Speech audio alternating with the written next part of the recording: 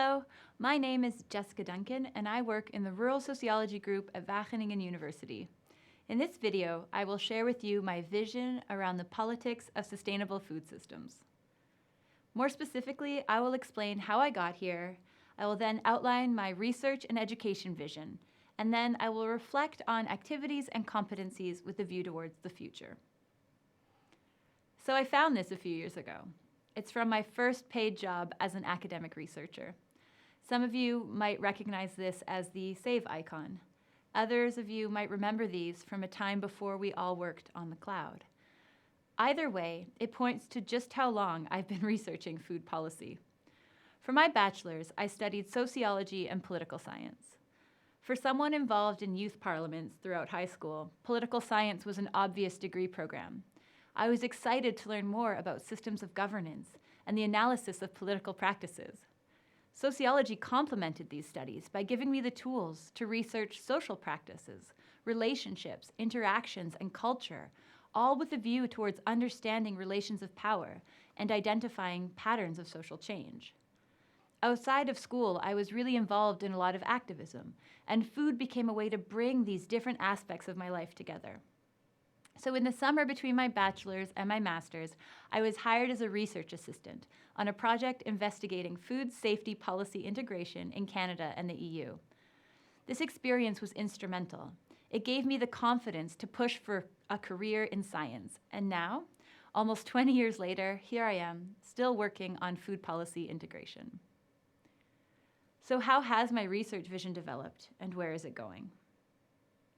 So a quick warning, I'm showing you this not for you to be able to read it, but more to give you an overview or a sense of how I organize my work plan and take decisions. I use Trello to organize basically everything in my life, and that extends to my work. So how did this particular board come about?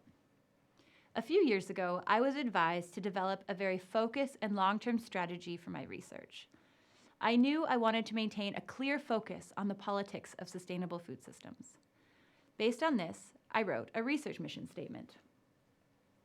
I then looked at my workflow in relation to this mission and identified 3 work streams that I deemed relevant, strategic, but also interesting to me. I created a coding system related to the various types of work that I do, including publications, supervision, teaching, and acquisition. All new opportunities were assessed in relation to these 3 streams. If they didn't match, they were excluded, unless they really triggered some curiosity in me, and then these were added to other activities.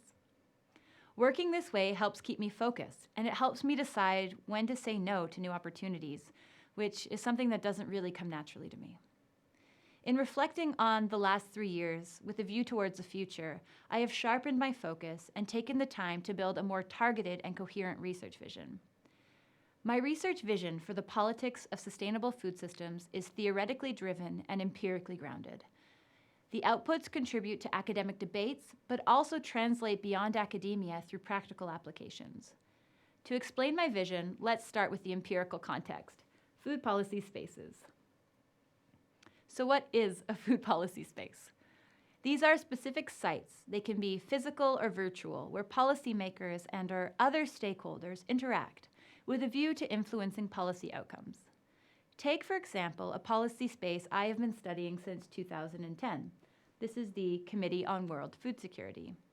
In physical and virtual settings, various stakeholders come together to plan, strategize, lobby, debate, and decide on policy recommendations related to global food security and nutrition. As a researcher, I go in and I observe, ask questions, and at times, and where appropriate, I participate in these processes. Now, this is an example of the global level, but similar policy spaces exist at the regional, national, and local level. And it's at the local level that I'm increasingly focused. So in these food policy spaces, I focus on 2 fields of study: stakeholder participation and policy integration. When it comes to stakeholder participation, I'm really interested in the various processes and practices that emerge in food policy spaces to address issues and tensions associated with diversity and difference as actors try to come to decisions. When it comes to food policy integration, I'm interested in understanding how policymakers navigate the politics and power dimensions of creating multidimensional policy, and the resulting institutional changes. Perhaps not surprisingly, I'm also interested in better understanding how stakeholders are included in these processes of integration and how conflicts emerge between competing stakeholders as goals are managed. To do this, I use qualitative methods that are very ethnographic in nature. I also engage in these processes as an observer and as a participant.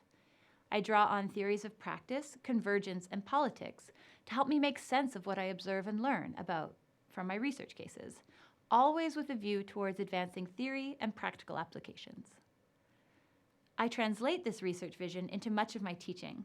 So what then is my vision for education? So my vision for education takes us back to my undergraduate degree. I studied at Bishop's University in the eastern townships of Quebec in Canada. Bishop's is the smallest university in Canada and focuses primarily on education. Studying at Bishop's gave me an opportunity to learn from faculty who were above all passionate about teaching and who importantly had the time to really devote to this passion. I also learned here that while passion is important, structure is really key for building up a teaching offering. I work very hard to structure my courses in a clear and appropriate way, depending on the learning objectives and the target level. I dedicate a lot of time to making sure that the structure of my courses are understandable and understood by students. Having a clear structure alleviates a lot of the worry and opens up time for students to focus on the content and learning and not on trying to understand where we're going, when, why, and how. This focus on structure has come in very handy in the rapid transition to online teaching that we recently all experienced. Now, the third aspect of my education vision relates to adaptive learning. And what I mean by this is that students learn in different ways, and I see it as my job as an educator to identify and teach to these different learning styles. This is a lot easier said than done and requires a lot of creativity and experimentation. So alongside research and education, I'm busy with other activities. First, I'm active in the politics of the university.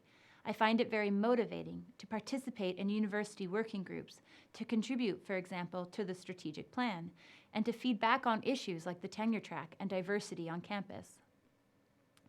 I am super passionate about fostering interdisciplinary collaborations that have societal impact.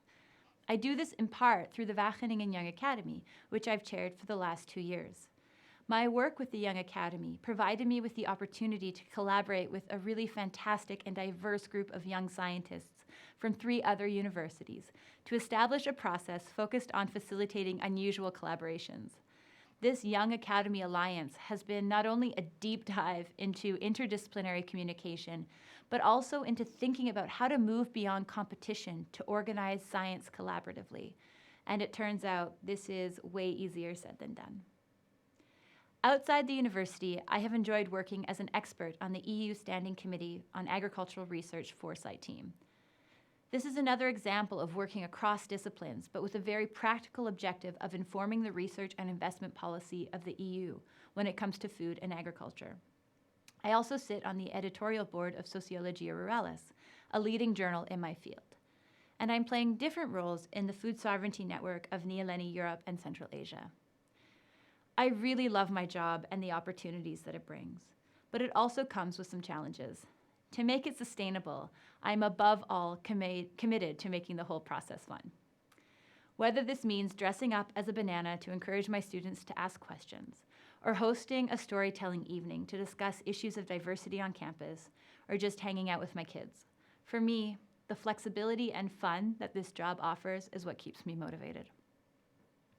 Thank you for taking the time to watch this. If you have any questions, just let me know.